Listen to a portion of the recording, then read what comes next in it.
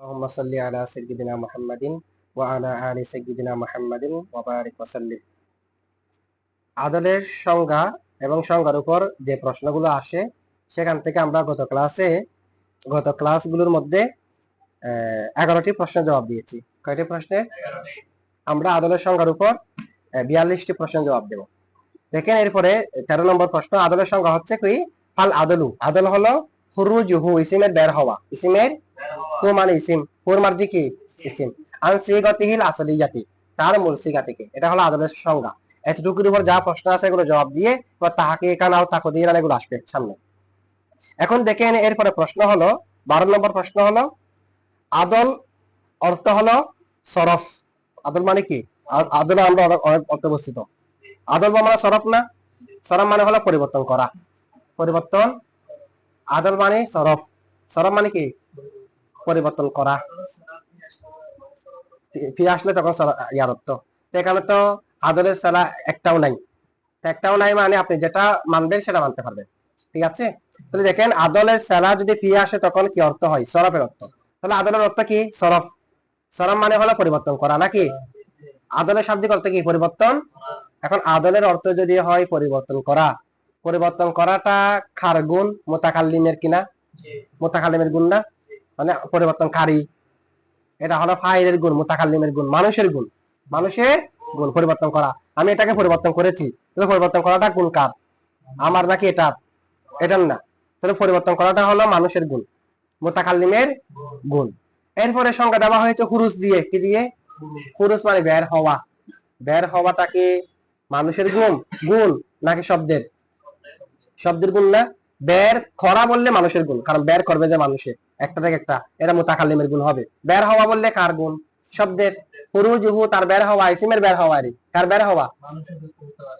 মানুষ না, ঘর থেকে বের হতে পারে, ঠিক আছে। এখানে শুধুমাত্র এইদিকে কল্পনা করেন না, আমিরু থেকে উমরু, এখানে তো সব এগুলো তো এখানে তো যে কোনো আদল না, গায়রে মুনসারিফের সাবাবের মধ্যে যেটা আদল সেটা। তাহলে দেখেন আমিরু থেকে উমরু, তা আদল মানে যদি হয় পরিবর্তন করা, তাহলে আমিরু থেকে উমরু কে করেছে? মুতাকাল্লিমে। নাকি শব্দই পরিবর্তন করছে যে? শব্দকে পরিবর্তন করছে যে। তাহলে পরিবর্তন করাটা কার গুণ? মুতাকাল্লিমের। ঠিক আছে। আর বের হওয়াটা কার গুণ?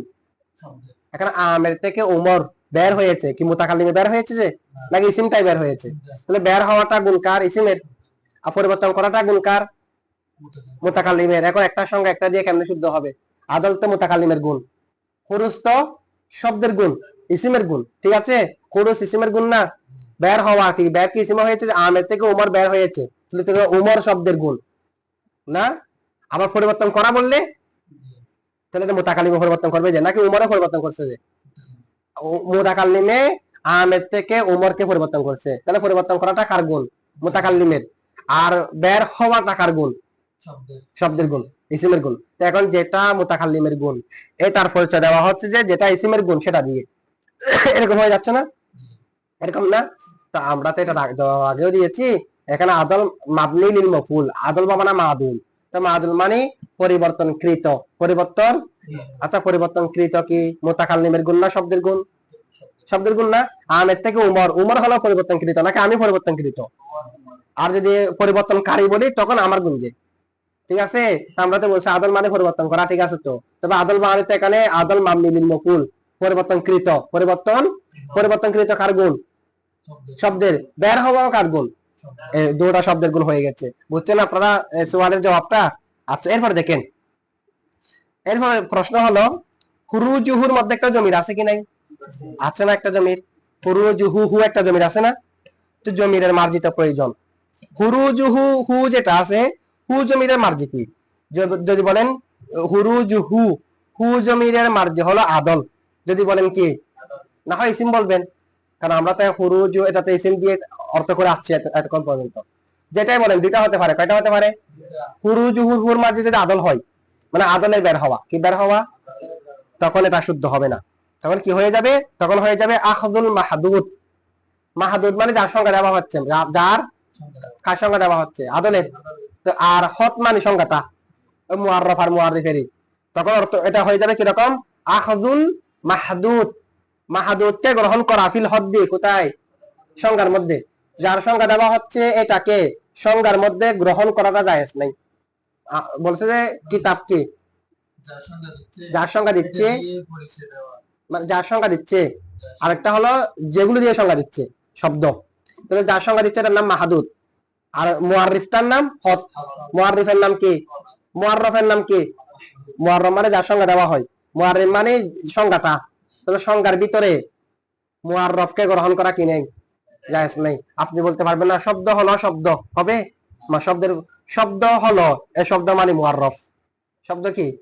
সংজ্ঞা দেবো যে এরপরে শব্দগুলো দিয়ে না, যে বললাম যে সংজ্ঞার মধ্যে আমি কিনে যাচ্ছি শব্দ, শব্দ হলো শব্দ, শব্দ হলো এটাকে বলা হয় আহাদুল মাহাদুদ ফিল হদ। আহাদুল মাহাদুদকে হদের মধ্যে গ্রহণ করা কি নেই?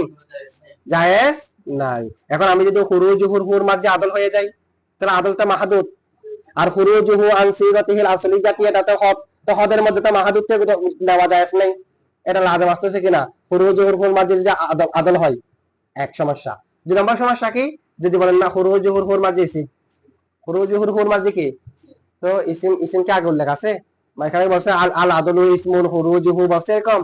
তো হুরুজুহুর হুর মাঝে যে ইসিম হয়, ইসিম আগে উল্লেখ নাই।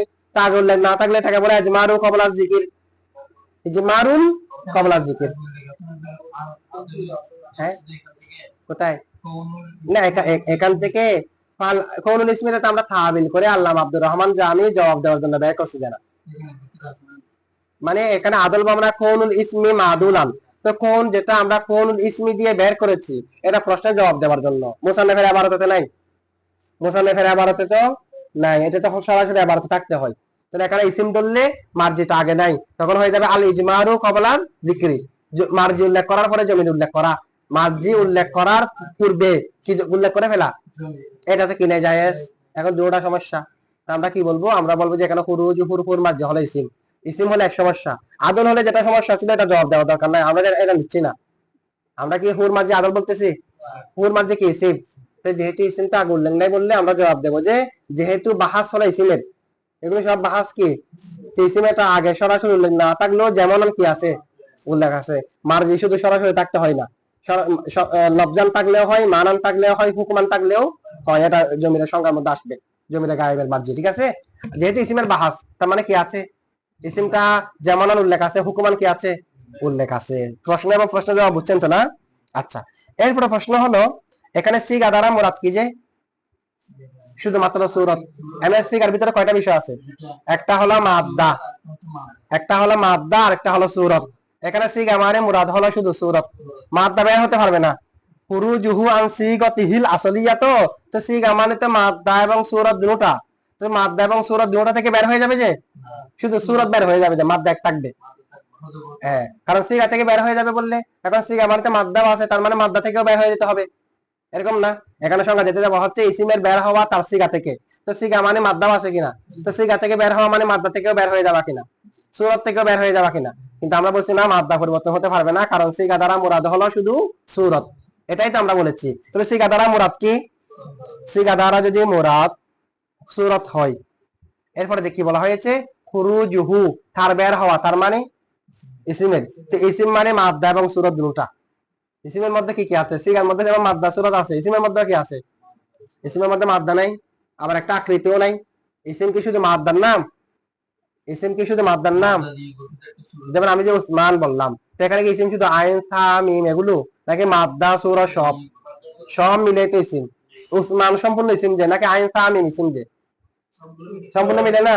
মাদরুবুল ইসিম যে, নাকি দতরা বা ইসিম ওয়া তোয়া এগুলো ইসিম না?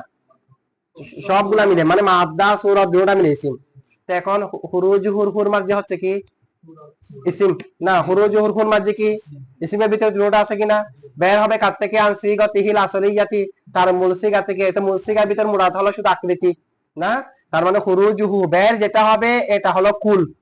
এখানে মাদ্দা আছে, সূরত আছে, যার থেকে বের হবে আন সিগাতিহিল আসলিয়া, সিগা, সিগা দ্বারা মুরাদ যেহেতু শুধু সূরত, তার মানে এটা কি রকম হচ্ছে? খুরুজুল কুল, কুল বের হয়ে যাওয়া। ইসিম বের হয়ে যাওয়া মানে কুল বের হয়ে যাওয়া না? ইসিমের ভিতর দুটো আছে, কুল বের হয়ে যাওয়া আনিল জুস, অংশ থেকে। অংশ থেকে কি কুল বের হতে পারে? অংশ থেকে এটা, অংশ থেকে কি কুল বের হতে পারবে? আমি কি বলতে পারবো এই কিতাবের 10 পৃষ্ঠা থেকে সম্পূর্ণ কিতাবটা বের হয়ে গেছে? আমার 10 পৃষ্ঠার ভিতরে তো সম্পূর্ণ কিতাব নাই, বের কেমনে হবে? বের হওয়ার জন্য তো আগে ভিতরে থাকতে হবে। এই কিতাবের 10 পৃষ্ঠা থেকে সম্পূর্ণ কিতাবটি বের হয়েছে, শুদ্ধ হবে? 10 পৃষ্ঠার ভিতরে সম্পূর্ণ কিতাব আগে থাকতে হবে না? তো বের কেন হবে? অংশ থেকে কুল তো বের হওয়া সম্ভব না। কুল থেকে অংশ বের হতে পারে, কিন্তু অংশ থেকে কুল বের হতে, অংশের ভিতরে কুল নাই, ইও বের করতে হবে। ঠিক আছে? আচ্ছা, তাহলে এখন এটা কি হয়ে যাচ্ছে? যেহেতু সিগা দ্বারা মুরাদ হলো সূরত শুধু, আর হুরুজুহুর হু মানে ইসিম, ইসিমের ভিতরে সূরত আছে, মাদ্দাও আছে। তো ইসিম বের হবে যে সিগা থেকে, তার মানে ইসিম বের হবে জুস থেকে। ইসিমের ভিতরে দুটো আছে, এখন যেটার ভিতরে দুটো আছে সেটা বের হচ্ছে যে যেটার ভিতরে একটা আছে এখান থেকে। এরকম হয়ে যাচ্ছে না? তাহলে এটা কি হয়ে যাচ্ছে? খুরুজুল কুল আনিল জুস, খুরুজুল কুল আনিল জুস, এরকম হয়ে যাচ্ছে। তো এটা তো জায়েজ নাই, এটা কি নাই? তো আমরা বলবো যে এখানে ইসিম যেটা আছে, ইসিম, ইসিম দ্বারা মুরাদ হলো শুধু মাদ্দা, ইসিম দ্বারা সূরত না। ইসিম দ্বারা মুরাদ কি? তার মানে মাদ্দার বের হবে সূরত থেকে, এরকম না? ইসিমের মধ্যে যেমন নাকি আমিরুন, তা আমের থেকে কি হয়েছে? উমারু। এখানে কি বের হয়েছে? যে আমের থেকে শুধুমাত্র মাদ্দাটা বের হয়ে গেছে, যে মাদ্দা বের হয়ে গেছে না? মাদ্দা বের হয়ে অন্য একটা রূপ ধারণ করেছে আর কি। তাহলে দেখেন ইসিম মানে মুরাদ কি? এখানে হুরুজুহুর হুর মার্জি ইসিম, ইসিম দ্বারা মুরাদ কি? মাদ্দা। তো ইসিম দিয়ে যদি ইসিমের ভিতরে সূরত আছে, মাদ্দাও আছে, ইসিম থেকে যদি আমরা শুধুমাত্র মাদ্দা মুরাদ নিই তো এটাও জুস কিনা? আবার সিগা থেকে যদি সূরত মুরাদ নিই এটাও জুস কিনা? তার মানে হুরুজুল জুস আনিল জুস হয়েছে, হুরুজুল কুল আনিল জুস হয়নি। ওটা থেকে অংশ মুরাদ, এটা থেকে কি মুরাদ? আপনারা বুঝছেন সেটা? তো এখানে তো জুস উল্লেখ করে নাই, সিগার মধ্যেও কোন সূরত উল্লেখ করে নাই। হুরুজুহুর ইসিম, ইসিম দ্বারা মাদ্দা মুরাদ, এটা তো উল্লেখ করে নাই। উল্লেখ না করলে এটা যায় আছে, এটাকে বলা হয় যিকরুল কুল ইরাদাতুল জুস। কুল উল্লেখ করে কি মুরাদ নেওয়া? জুস উদ্দেশ্য নেওয়া। এটা এরকম কায়দা আছে। কেমন? উল্লেখ করলাম কি? কুল, মুরাদ নিয়েছে কি? জুস। উল্লেখ করলাম জুস, মুরাদ নিয়েছে কুল, এটাও হয়। ঠিক আছে? হ্যাঁ, উল্লেখ করেছে কি? মুরাদ নিয়েছে কি? এটাও হয়। যেমন নাকি বলা হয়েছে কি, স্ত্রীকে যদি বলে এটা ফিকার কিতাবেরই, তোমার গার কে তালাক, কাকে বলা হচ্ছে গার তালাক হবে যে না, সম্পূর্ণ কি হয়ে যাবে? তো আমি উল্লেখ করেছি জুস, গারেটা জুস না, মুরাদ কি? কুল, মুরাদ কুল। এটা অহরহ এটা উদাহরণ আসবে। কেমন? আচ্ছা, যাই হোক, এটা যায় আছে। এরপরে দেখেন, এটা তো বুঝছেন তো না? এটা আমরা যিকরুল কুল মুরাদুল জুস, অথবা এটা যদি না মানেন না হয় এভাবে আবার বানাবেন। এখানে হুরুজুহু আছে না? তো হুরুজের আগে একটা মুজাব উজ্জা মানবেন, হুরুজের আগে একটা কি উজ্জা মানবেন?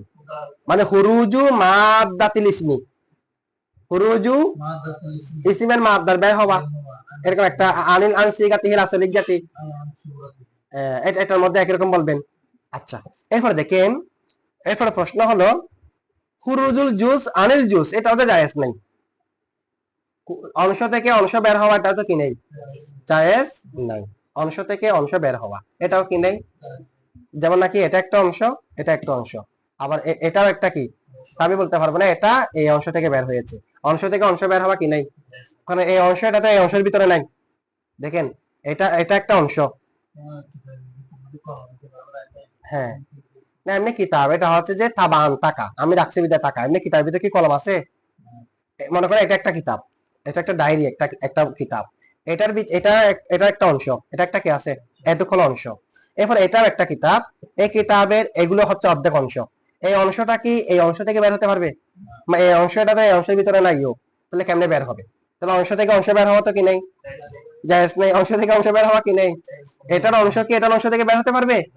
বলা হচ্ছে দেখেন, ঠিক আছে, অংশ থেকে অংশ বের হওয়া কি নেই? জায়েজ নেই। কখন?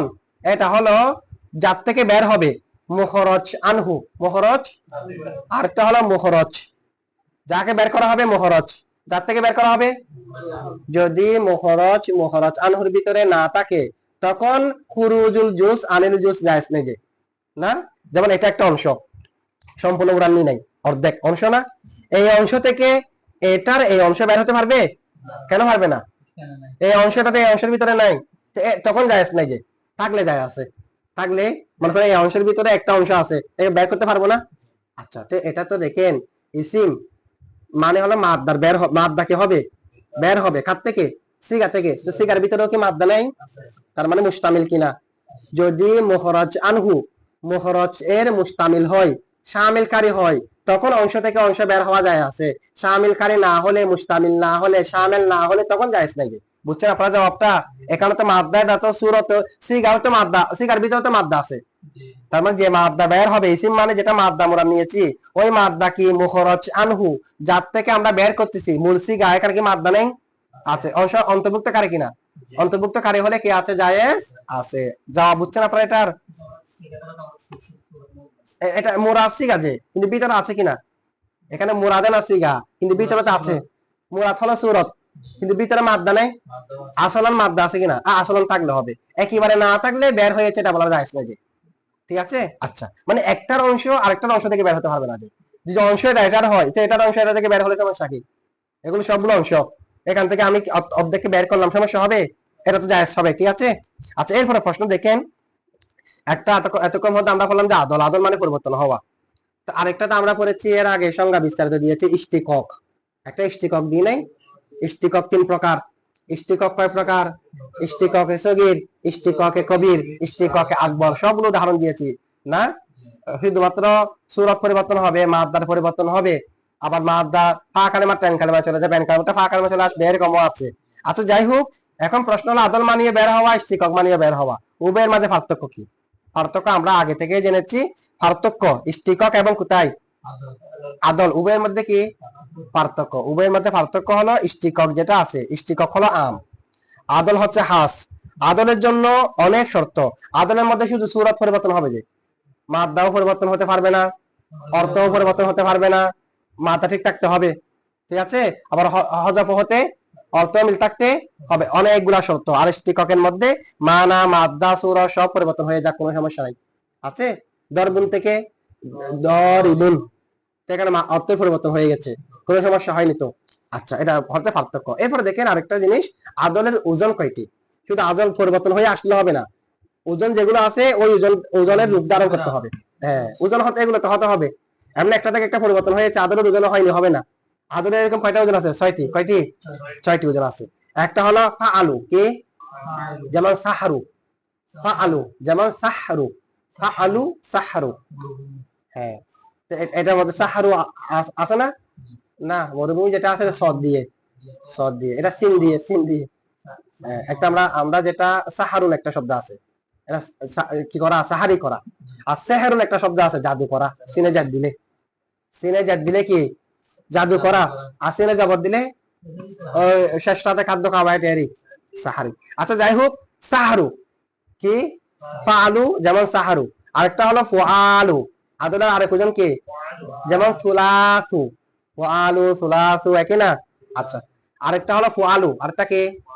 যেমন উমরু, এই উমর ফুআলু জানে না? ফুআলু উমরু। আরেকটা হলো মাফ আলু, যেমন মাসলাসু, মাফ ফাআলু, যেমন কতমু, কতমু। ফাআলি যেমন আমসি, যেমন কি? তাহলে আদলের কয়জন হয়েছে? 6টা। ফাআলু, ফাআলু, ফাআলু, মাফআলু, ফাআলু, ফাআলি, কয়জন? আর প্রত্যেকটা উদাহরণ হলো সাহরু, এটা হলো ফাআলু এর মৌজুন বিহি, মৌজুন বিহি। ঠিক আছে? আচ্ছা, এরপরে ফুআলু, এটার উদাহরণ কি? সুলাসু, ফুআলু উমরু, মাফআলু মাসলাসু, ফাআলু কতামু, ফাআলি আমসি, ফাআলি আমসি। এগুলা কিসের ওজন? আদলের। পা আইন লাম দিয়ে যেটা বলা হয়, পা আইন লাম দিয়ে যেটা করা হয়, এটাকে বলা হয় মাউজুন বিহি। এটা নিয়ে এমনি দুইটা মতভেদ আছে, কোনটাকে মাউজুন বলা হয়, কোনটাকে মাউজুন বিহি বলা হয়। জমহুরের মতে পা আইন লাম দিয়ে যেটা ওজন করা হবে, এটার নাম হলো মাউজুন বিহি।